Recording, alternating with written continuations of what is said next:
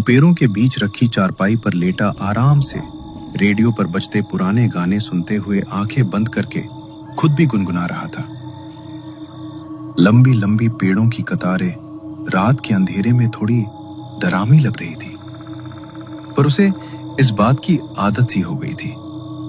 यही उसका काम था, उस बड़े से आम के बागान की रवाली करना। साहूकार का ये आम का बागान कई एकड़ में फैला था, जिन्हें बेचकर साहूकार लाखों कमाता था। आराम से लेटे उस पहरेदार की आंख एक आहट से खुल गई। वो चौकन्ना हो गया और आवाज की तरफ देखने लगा। एक हाथ से पास रखे रेडियो की आवाज धीमी कर दी और नीचे झुककर खटिए के नीचे जमीन पर रखा डंडा उठाया। वही तकिए के पास रखी टार्च उठाई और जलाकर उसने आवाज की तरफ रोशनी डाली। गौर से देखा, पर कुछ नहीं था। डंडा जमीन पर रखकर उसने दोबारा टॉर्च बंद की और खटिया पर जाकर बैठ गया।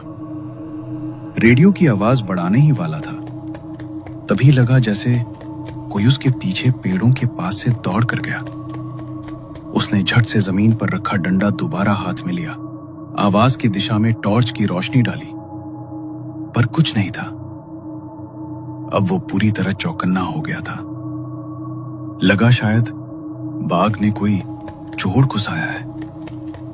तभी दोबारा उसे किसी के भागने की आहट महसूस हुई। तेजी से भागते वक्त जमीन पर पड़े सूखे पत्तों के चटकने की आवाज ने उसका ध्यान खींच लिया। अब वो भी उसी दिशा में चलने लगा। चलते हुए वो चारों तरफ रोशनी डालता। उस रोशनी में दूर एक पेड़ के पीछे से कोई झांकता दिखाई दिया, पर वो ठीक से देख पाता इससे पहले झांकता शख्स अंधेरे में दौड़ पड़ा। ए चोर, रुक! कहकर वो भी उसके पीछे दौड़ने लगा। दौड़ते दौड़ते वो काफी भीतर तक पहुंच गया था।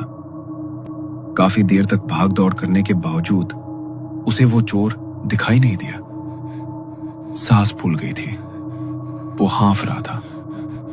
चारों तरफ टॉर्च की रोशनी डालते हुए उसे पेड़ों की लंबी करातों के बीच कुछ ही दूरी पर एक कुआं नजर आया।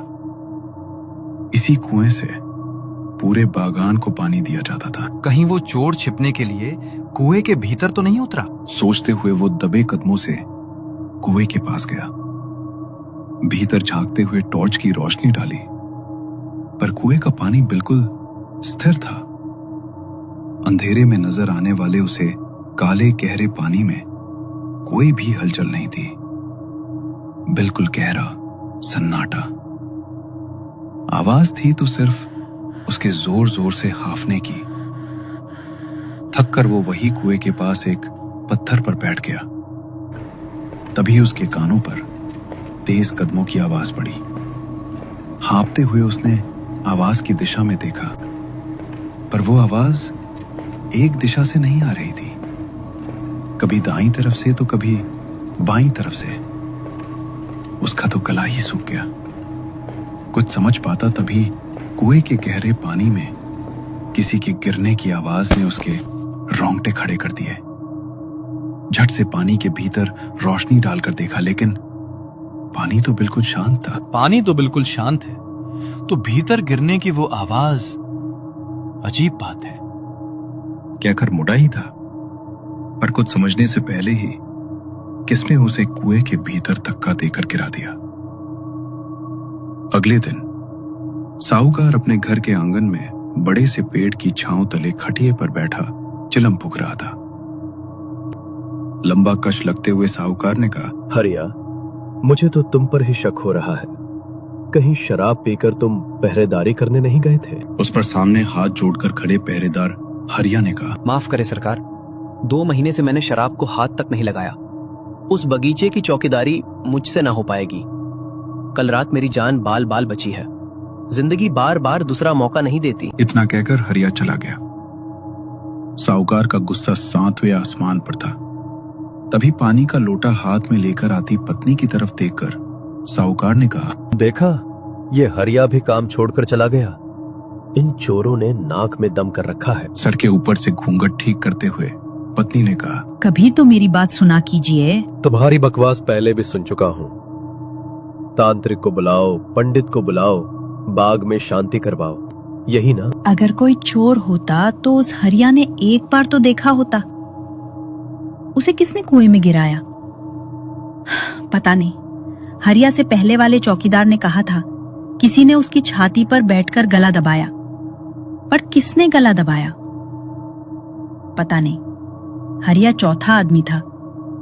मुझे लगता है कोई आत्मा आम के पूरे बगीचे में घूमती रहती है। इन भूत पिशाच चुड़ैल से मैं न डरता। तुझ जैसी चुड़ैल को घर में खुंटे से बांध कर रखा है मैंने, समझी? घूंघट ठीक कर और घर के अंदर जा। कहकर साहूकार ने लाठी उठाई और घर से बाहर निकला। अपनी मोटरसाइकिल पर बैठकर कच्ची सड़क से होते हुए आम के बागान की तरफ जाने लगा। सड़क के दोनों तरफ हरे भरे खेत खलिहान, दूर बहती एक नदी और पेड़ों से ढके पहाड़। कुदरत की इस सुंदरता में बसा हुआ वो छोटा सा गांव था।